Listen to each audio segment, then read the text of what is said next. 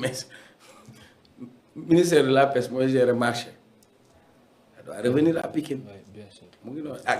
d'autres sujets. dëgg la am na solo en tout cas tey làmb ji si kanam tuuti naa fa teew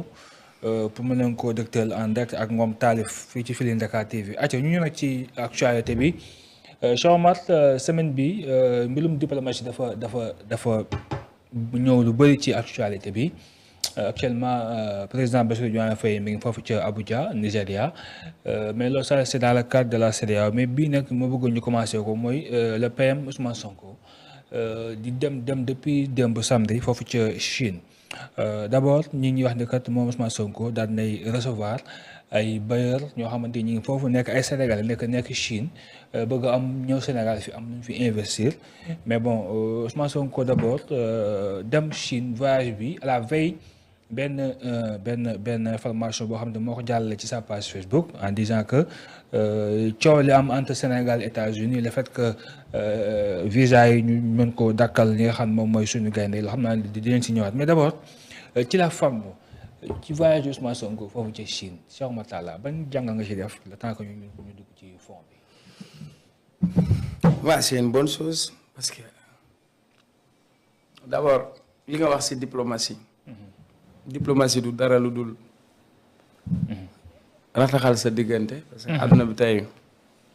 nit ki mënul tëju looy dundee lu ne rek ci ay nit la jógee. waaye am réew tamit mënul dem ci situation wu autarcie. et quand on parle d'autarcie mooy ne pas avoir de relation avec personne. parce que quoi qu'on puisse dire Sénégal dafa yàgg am une diplomatie. maintenant diplomatie bi aussi dafay topp benn dynamique. dynamique bi muy topp mooy sur les relations internationales. bien sûr contexte géopolitique. mais aussi dafa am loo xam ni même c'est lié par rapport à l'histoire. donc du coup les relations dañuy évoluer comme li ñuy wax rapport de force li ngay dégg rapport de force les relations internationales aussi c'est des rapports de force entre les États. donc du coup là c'est une opportunité parce que pour ce que représente la Chine d'abord au niveau mondial aujourd'hui la Chine dañ dem na ba ñu koy wax première puissance mondiale mais Chine xewlu rek egg à ce niveau am na jamono boo xamante ni en Chine c'était pas évident puis ils se sont organisés ubbeeku ci àdduna bi dem gisi français yi gisi yeneen ñi nga xam ne am nañ ay mbir ñooñu apporter leen ñu dem ñoom ba màgg def une révolution non seulement révolution culturelle pas besoin de revenir sur l'histoire de la Chine avec les Mao etc. tey du point de vue même du développement technologique du point de vue industriel la Chine n'a rien à envier aux autres et d'ailleurs dañ naan la sax la Chine moom mooy l'usine du monde parce que aujourd'hui kon c'est un avantage pour ñun d'avoir une coopération bilatérale entre le Sénégal et la Chine parce que bu njëkk da nga doon dégg ñu naan la France Afrique sommet Russie Afrique actuellement da ngay dégg ñu naan la sommet Chine Afrique parce que tout simplement Chine dem na ba am une diplomatie agressive boo xamante ni elle est proactive parce que à un moment donné la Chine n'avait pas colonisé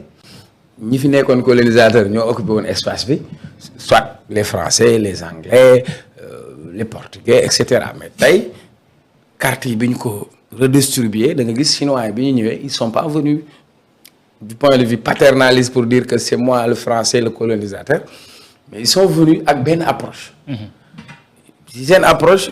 du point de vue économique et tey loolu commencé wul tey parce que Abdoulaye Wade bi mu ñëwee ci la ubbi un peu diplomatie sénégalaise jox ko une tournure économique nga xam ni dañu am une diplomatie économique boo xam ne on va avoir des relations diplomatiques avec l'Iran loolu moo taxoon taxi iranien yi ngay gis ñu def usine de montage seen Iran. bien sûr on va avoir des relations avec les Indiens moo tax nga gis bus Tata yi ñu am usine de montage avec le transfert technologique qui y va on a eu ces mêmes relations avec la Chine et même si on fait le point la Chine a beaucoup apporté aujourd'hui parce que booy xool autoroute Ila Touba. waaw la Chine a investi 405 milliards. Sur l'autoroute Mbour Thiès là les Chinois ont mis aussi presque plus de 200 milliards sur le BRT les Chinois ont mis leur sous ñu ngi investir ci domaine yu bëri yoo xam ne ñoom ak Sénégal ñu ngi ko sekk moo xam ci wàllu agriculture moo xam ci wàllu technologie ak communication moo xam sur le plan de la formation sur la culture sur le sport arène nationale bi ñuy wax boo fa demee da ngay gis ñu bind c'est un don de la Chine nga gis ni les entreprises chinoises de plus en plus ñu ngi ciy jege sur des industries parce que même affaire u karo yi c'est encore les Chinois.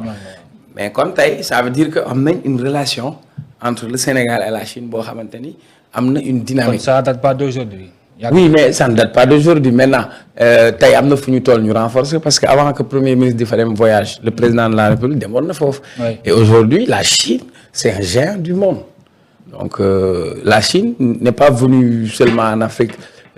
pour faire plaisir, mais elle est venue pour traiter directement avec les Africains parce que ñun am nañ ay ressources am nañ yeneen. Maintenant dans une coopération waratuñ nekk ci dynamique gu diplomatie boo xamante ni ventre vide où on va tendre la main. Mais dans un partenariat win-win où nous on a un potentiel, on a des ressources. Comprendre nga. Qu'est-ce qu'on va gagner, qu'est-ce qu'on va tirer avec les autres. Maintenant le plus important c'est comment faire pour que ñoom ñu xool ñoom sur le plan industriel nan lañ jaar ak yan moyen lañ am si wàllu mbay nan lañ dem ba régler yenn questions yi te ñun yooyu war ñoo yitteel nan lañ mën a def ba am accès si loolu non seulement ñu bañ a yam ci importer mais comment nous on va faire pour renforcer par exemple notre secteur industriel. Donc je crois que c'est un excellent avantage. Et que le premier ministre dem fa ça montre que gars yi dañ wax rek parce que diplomatie aussi ñoom bi ñu ñëwee la tournure qu'ils ont donnée c'est une question d'abord de diplomatie de voisinage parce que balay si say weewu tànk. Donc c'était important d'avoir des rapports yu soudés avec la sous-région. Notamment les pays nekk CEDEAO les pays nekk UEMOA. Parce que tey le premier ministre demoon na fi Sierra Leone dem na fi Guinée Burkina Côte d'Ivoire donc ça veut dire que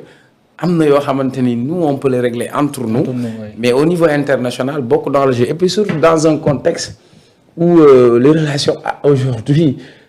États-Unis fu mu taxaw Chine a ngi ne ci wet ga Russie a ngi ne à côté donc c'est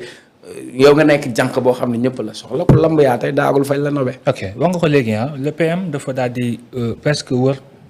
tout l'Afrique surtout dëkk CEDEAO yi ba pare donc dafa préparé bu baax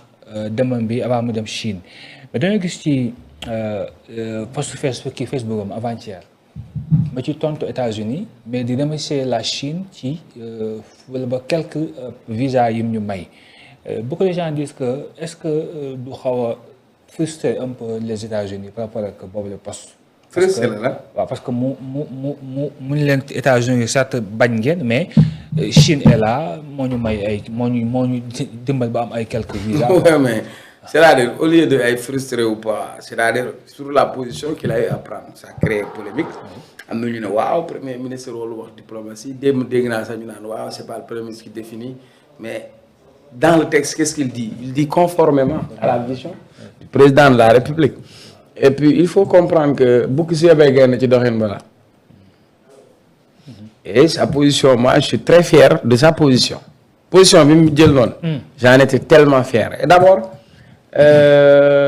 war naa la nit bu la fekkee ci mbooloo ne la teel mbéj na nga fayoo Ousmane Sonko il est iconoclaste en fait il a